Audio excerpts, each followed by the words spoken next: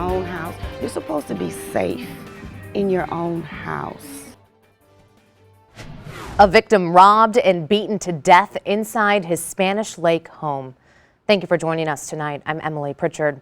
The victim's next-door neighbor is now charged with that crime. Investigators say this man, Keith Hill, faces multiple charges in the death of his neighbor, Michael Shaw.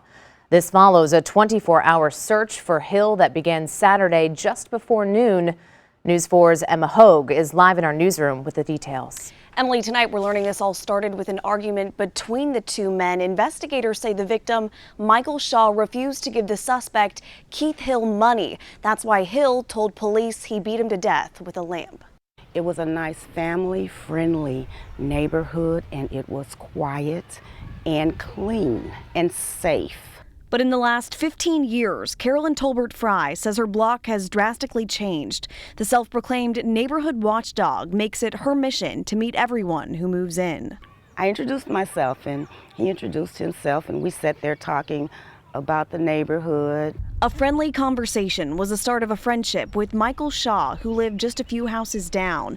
But Frey had a different feeling about Shaw's next-door neighbor, this man, Keith Hill. It was what I call a strained relationship, because I could stand in my window and see Keith going over to Michael's house. And it was like Michael didn't want him there. Saturday, investigators say Hill forced his way into Shaw's home before beating him to death with a lamp.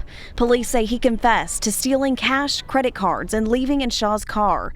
Hill later told investigators he was upset when Shaw refused to give him money. I was just really horrified. Hill was arrested Sunday following an overnight search. Neighbors say they couldn't leave their homes for hours. They wouldn't let nobody leave or come in. You don't expect your neighbors to come and rob you and beat you to death. Frey recalls Hill asking her for money last year, saying he was unemployed and willing to help with yard work. It just didn't feel right to me. A death that's left her questioning how well she knows her neighbors. Mike was such a nice man, and nobody really deserves that.